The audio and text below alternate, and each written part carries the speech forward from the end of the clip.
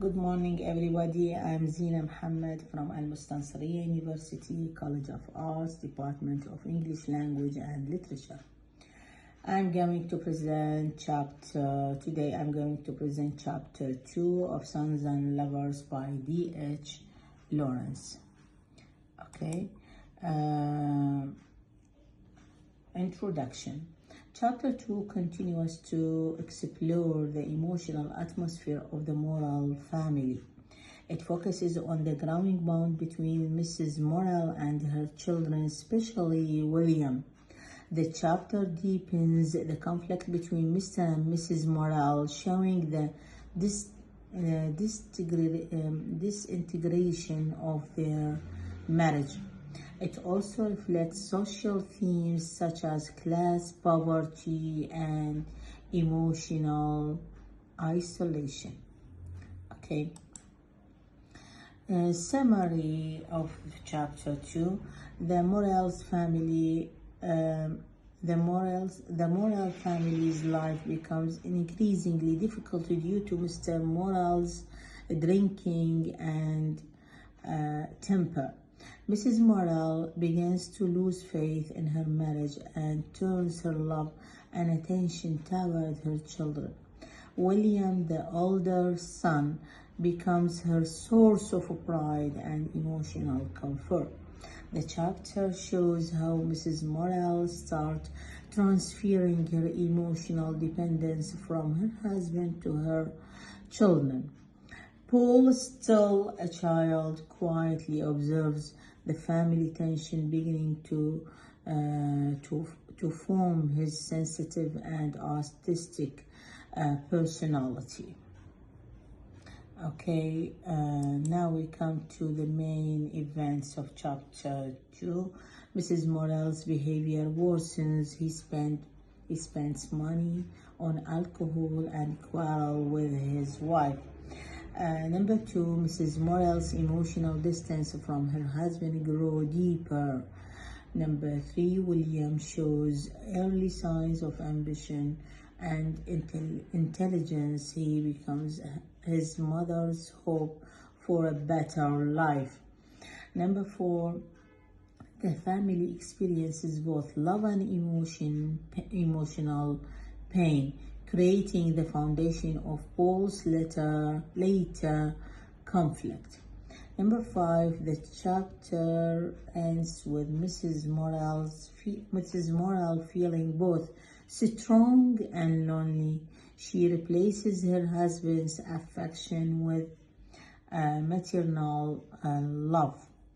Okay, and now we come to analyze characters. Mrs. Morrell represents emotional strength, intelligence, and moral pride. Shifts her affection from her husband to her children. Begins to shape her children's identities, especially William and Paul.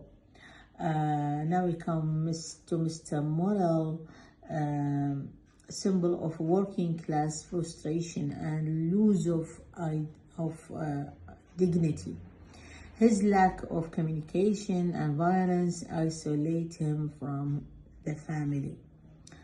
Now we come to William, the elder son, becomes the focus of his mother's love and ambition. Represents the possibility of escaping the limitation of working class life.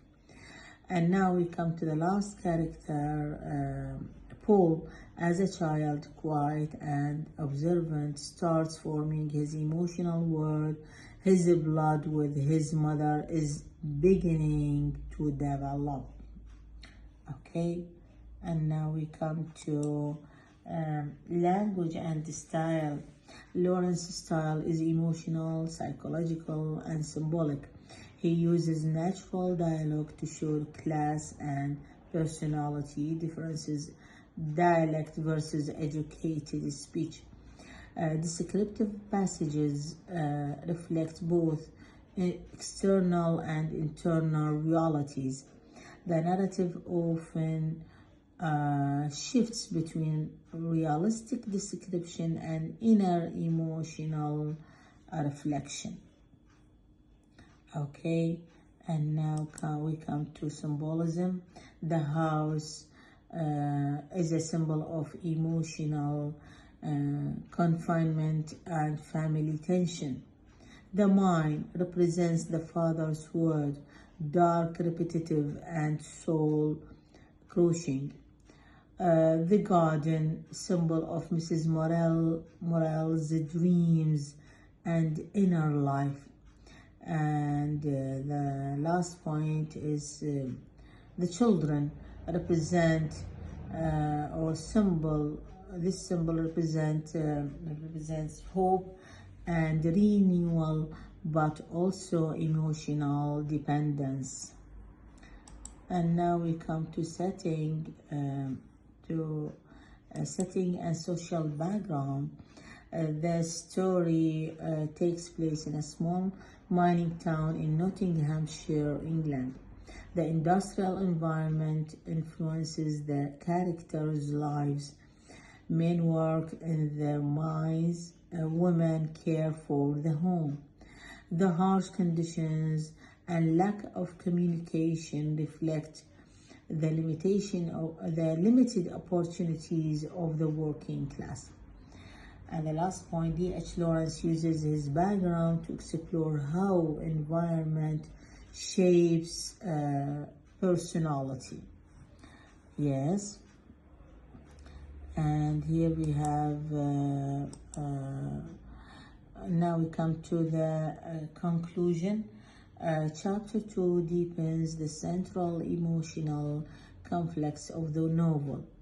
The Morel's family struggles mirror the border tension between industrial hardship and emotional need.